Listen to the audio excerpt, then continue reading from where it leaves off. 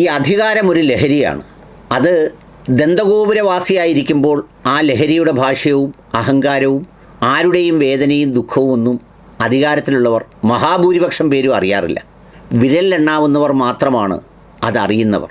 അവർ സ്മരിക്കപ്പെടും, അവർ ഓർക്കപ്പെടും. ഒരുപാട് പേരുടെ പ്രാർത്ഥനകളിൽ അവരുണ്ടാവും. അങ്ങനെ ഓർക്കപ്പെടുന്നവരുടെ പേരുകളാണ് വളരെ ചിരകാല സ്മരണകളായി പലരുടെയും മനസ്സിൽ തങ്ങി നിൽക്കുന്നത്. എന്നാൽ അധികാരത്തിലേറി സർവാഹങ്കാരത്തിൻ്റെ ലക്ഷണവും കാണിച്ച് അതിലങ്ങട് പൂന്തു വിളയാടി ഒടുവിൽ ഉച്ചകുത്തി താഴേക്ക് വീഴുമ്പോൾ അന്ന് ആ ലഹരിയിൽ കാണിച്ചു കൂട്ടിയതിനെക്കുറിച്ച് പലരും ഓർക്കാറില്ല. ഇന്ന് തോറ്റവരൊക്കെ ചിലരുണ്ട്. ഞാൻ പലരുടെയും പേരെടുത്ത് പറയാത്തത് ഈ അധികാരം കയ്യിലിരുന്നപ്പോൾ ഏറ്റവും സ്നേഹത്തോടെയും ഇഷ്ടത്തോടെയും നമ്മളോടൊപ്പം പെരുമാറിയവരുണ്ട്. എന്നാൽ മനുഷ്യനെപ്പോലും തിരിച്ചറിയാത്ത വിധം പെരുമാറിയ, പരസ്യമായി ആക്ഷേപിച്ച, ചില മീറ്റിങ്ങുകളിൽ വെച്ച് വ്യക്തിയാധിക്ഷേപം നടത്തിയ ചിലരൊക്കെ തോറ്റുപോയിട്ടുണ്ട്.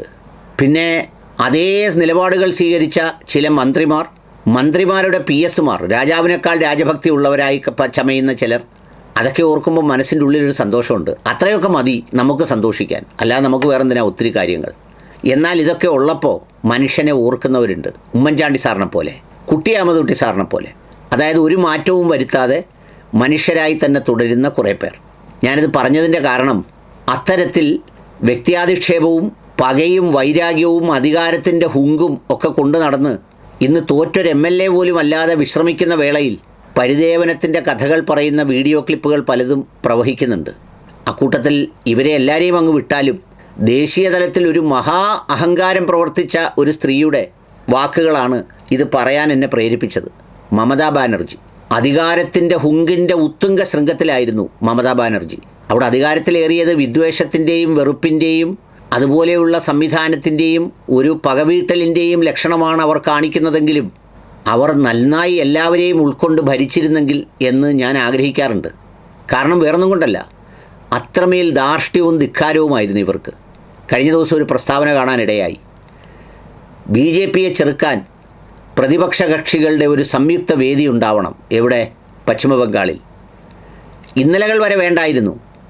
ഇലക്ഷന് മത്സരിക്കുമ്പോൾ CPIM-നെ തറപറ്റിച്ചതാണെങ്കിലും ഇപ്പോൾ എതിരാളി അവരല്ലെന്നറിയുമ്പോൾ അവരുമായും കോൺഗ്രസുമായും ഒക്കെ ഒരു അലയൻസ് ഉണ്ടാക്കി അതിനെന്തെങ്കിലും കാര്യങ്ങൾ ചെയ്യേണ്ടതിനെ ചെയ്ത് അതിനുവേണ്ടി പോരാടി ഒരു വേദി ഉണ്ടാക്കേണ്ടതിന് പകരം അവർ രാജ്യത്തെ പ്രതിപക്ഷ കക്ഷികളുടെ മീറ്റിംഗ് വിളിച്ചാൽ അവർ വരില്ല. നമ്മൾ സാധാരണ അവർ വരാതെ വടി കൊടുത്തു വിടുമെന്ന് പറഞ്ഞതുപോലെ എല്ലാവരും അവരെ കാത്തിരിക്കണം. പിറ്റേന്ന് പത്രത്തിൽ വലിയ വെണ്ടയ്ക്ക വാർത്തയാണ്, മമതാ ബാനർജി എത്തിയില്ല, ഇന്ത്യ സഖ്യത്തിൽ വിള്ളൽ. അതവർ അവിടെ ഇരുന്ന് ആസ്വദിക്കുമായിരുന്നു. അധികാരത്തിൻ്റെ ധാർഷ്ട്യത്തിൻ്റെ രൂപമായി ഇന്നലെ അവർ വിട്ടുവീഴ്ച ചെയ്ത് പ്രസ്താവന ഇറക്കിയിരിക്കുന്നു. പക്ഷേ പ്രതിപക്ഷ കക്ഷികൾ തള്ളിക്കൂടാ എങ്കിൽ പോലും അവർ തള്ളി. എങ്ങനെ തള്ളാതിരിക്കും? അവർക്ക് വല്ല സ്പേസും നൽകിയിട്ടുണ്ടോ? അവരെ ഉൾക്കൊണ്ടിട്ടുണ്ടോ? അവരെ അംഗീകരിച്ചിട്ടുണ്ടോ? എത്ര ധാർഷ്ട്യത്തോടെയാണ് പെരുമാറിയത്?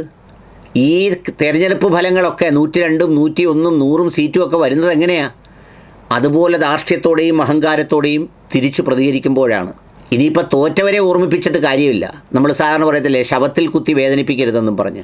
ജയിച്ചവരെയാണ് ഇത് ഓർമ്മിപ്പിക്കാൻ എനിക്കിഷ്ടം. മറന്നു പോകരുത് മനുഷ്യരെ, ജനങ്ങളെ. അത്രയേ ഉള്ളൂ.